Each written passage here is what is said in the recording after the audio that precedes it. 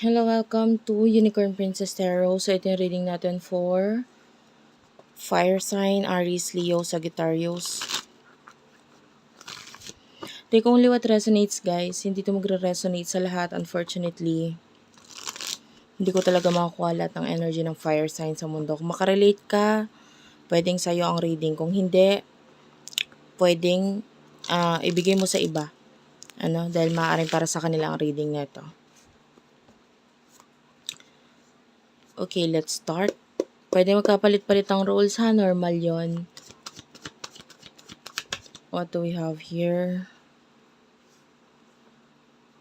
Seven of Pentacles is here. Main energy mo to pero pwedeng person mo rin to ha. Seven of Pentacles, the Tower. Sa side ng person mo, kunin na rin natin. For fire sign. Seven of Swords.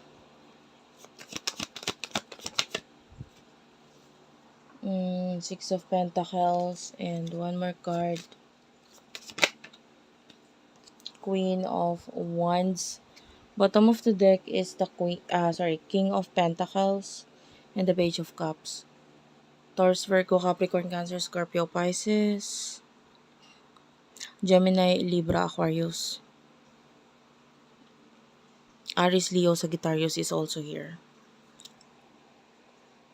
Okay.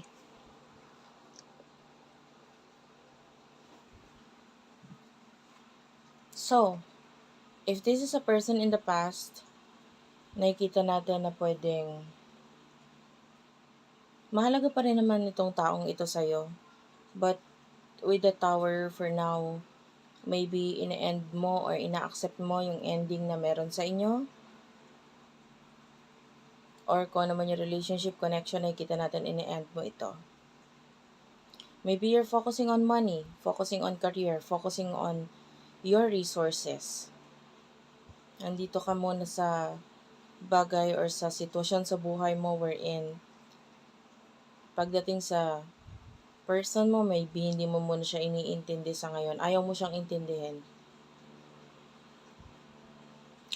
Ito person na to, nakikita natin yung pag-iwas niya din sa'yo.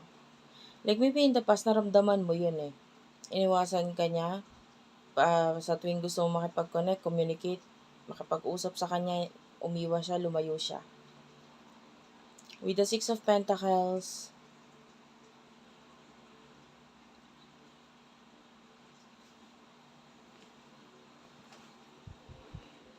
I feel like nandun pa rin yung just in case kailanganin mo ko, nandito ako, tutulungan kita. That kind of energy. But the problem with this person is that paano kanya tutulungan kung hindi naman siya nakikipag-connect or communicate. And maybe yung iba sa inyo nag-expect ka sa gagawin or sasabihin nitong person na to or sa actions niya. Ay, kukuha pala ako ng ibang card. Three of Swords is here at the bottom of the deck. So maybe yung iba sa inyo, I feel like both of you are nasasaktan sa connection.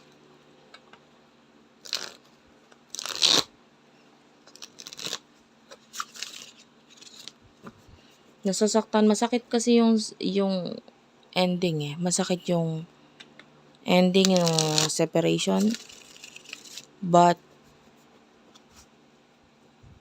I want to know kung ano yung emotion ninyo sa isa't isa para mas maliwanagan tayo. You do have here pangarap, Manny Pacquiao, and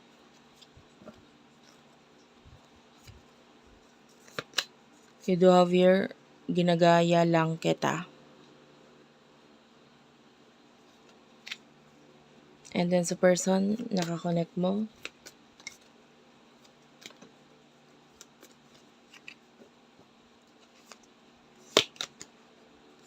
Toyo.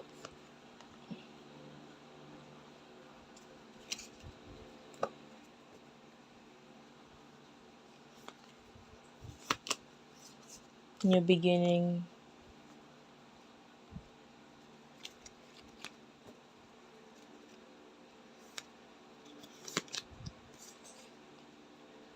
perya or color game. Bottom of the deck is past life connection, pera muna. So, pangarap, I feel like you do have pangarap or goals sa ngayon and nandito ka nakafocus. You hate what this person is doing to you. So, hindi ka rin naman magpapatalo. So, kung ano man yung ginagawa niya sa'yo, yun din naman ang ginagawa mo sa kanya. If this is a karelasyon, kakonect na pwedeng matagal na, kumbaga matagal na kayong magkarelasyon.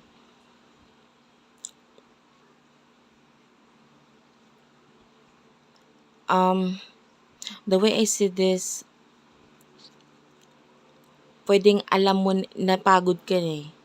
Nakikita natin, kaya sinusukuan mo na, binibitawan mo na. Ang hirap eh. Diba? Pwedeng binigay mo lahat, pero wala ka nakuha in return.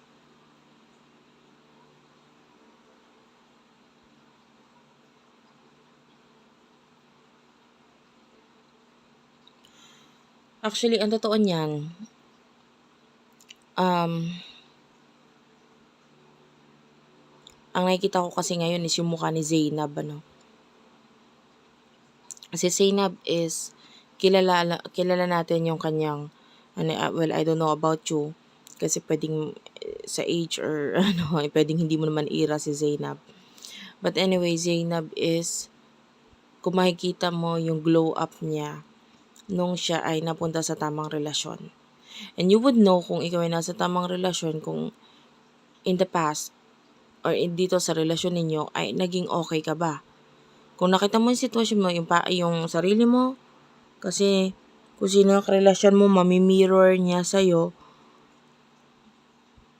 kung ano yung growth mo. Kung nag-grow ka ba kasama to person na to or palala ka ng palala.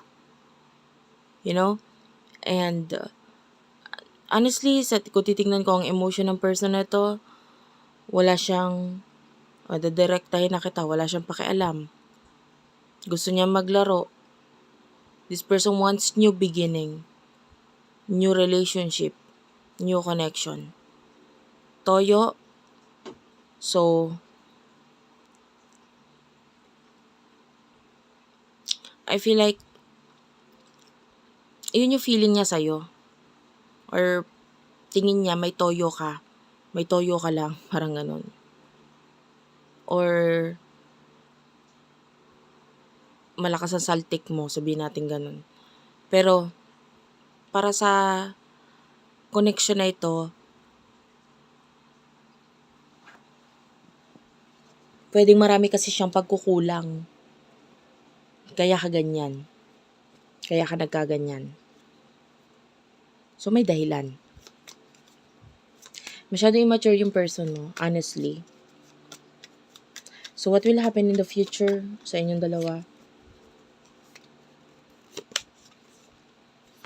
Ikaw ang sana ko. Sana makita kita. Question mark.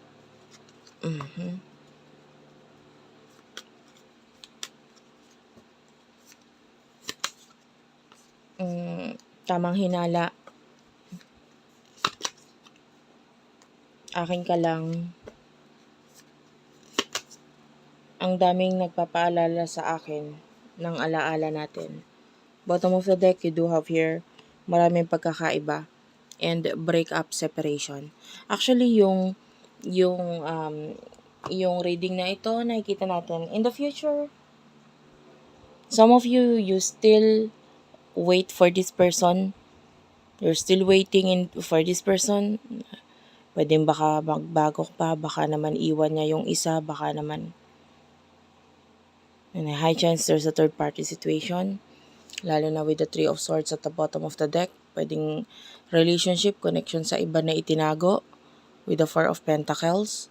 Taurus, Virgo, Capricorn. The Magician. Ito, literal na magikero. May nakita ka tapos mamaya bukas wala na. Hindi mo na makikita yung nakita mo. May nahuli ka, may nakita ka sa text, sa social media, kinabukasan wala na yon, or once na kinonfront mo, wala na. Pwedeng i-deny. So, ano ibig sabihin? You do have your ikaw ang sana ko, masyado ka nabulag sa pagmamahal mo sa person na to, nandun pa rin yung pag-asa mo, na sana makita mo siya. And with the question mark, actually in the future, it's like, walang assurance. No? You do have your maraming pagkakaiba. This is like an advisor for you. Dapat mag-isip-isip ka eh. 'Di ba? Sa connection ninyo. Maybe it's time for you to face the reality. Ang realidad ng buhay. 'Di ba? Yung iba masyadong na honestly, yung iba sa kakanood mo ng tarot, feeling mo itong person mo, may soulmate mo na kahit tinarantado ka. Well, minsan kasi papaniwalaan natin yung mga bagay na gusto nating paniwalaan kasi masarap sa tenga eh. Yung iba na nakukumbinsi, ay mahal niya pa ako. Iiwan niya yung isang yon para sa akin. Kasi yun yung naririnig mo sa tarot eh. Well, unfortunately, hindi yun yung nakita natin dito sa reading na ito ngayon. And sana naman magising ka sa katotohanan dito. This person, with the tamang hinala, kung ano yung mga hinala mo, maaaring yun naman talagang tama. Dininay lang. You do have your akin ka lang.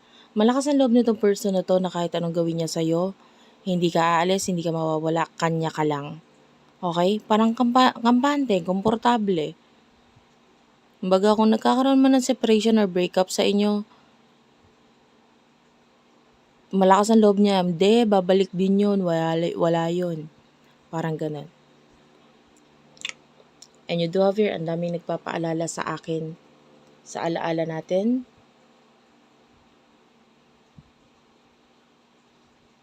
I feel like, kung wala na kayo, kung separated na, nag-break up na, especially, you do have your breakup and separation. Kung nag-break up na, nagkaroon na ng separation, a lot of people magpapaalala at magpapaalala dito sa person na to, or a lot of memories galing sa'yo. Pero hayaan mong makita niya yon, hayaan mong maalala niya yon. Hindi na kailangan ipilit, hindi mo na kailangan sabihin pa kung ano yung mga ginawa mo. Kasi kung para sa kanya, kung mahalaga ka talaga. Hindi mo na kailangan patunayan, hindi mo na kailangan mag-explain or what. Hindi mo na kailangan mag-beg. No? Kung mahal ka ng tao, mahal ka ng tao. And this reading is like calling for you to mag-isip-isip. Breakup and separation is here. And lapis, kandila, alam mo sa totoo lang, parehong ito nakukuha ko sa energy mo. Lapis at saka kandila, ang pasensya na uubos din. Diba? Katulad ng kandila, katulad ng lapis, pag tinasahan, kada tatasahan mo, tumatapang, pero mahirap na ibalik ko ano yung mga nawala na, yung mga naitasa mo na, mga salitang nasabi mo na, mga bagay na nalaman mo na. May marka na yun eh. Kung sabihin natin, kung yung sulat, kaya pang burahin eh. Pero, the way I see this, yung lapis, hindi sulat yung nakikita ko dito, but rather yung lapis mismo, na pag tinasahan mo, unti-unting umiikse, unti-unting nauubos. And ganun din sa kandila. Yung connection na to, sa totoo lang, mas better pa siyang i-end for what I can see here. Tama lang yun. Wala kang mapapala sa taong to. Alam mo yun sa sarili mo. And lalo na kung marami siyang ginawang kalukuhan sa'yo, ako na nagsasabi sa'yo, tama na. Thank you for watching. I love you all and bye-bye.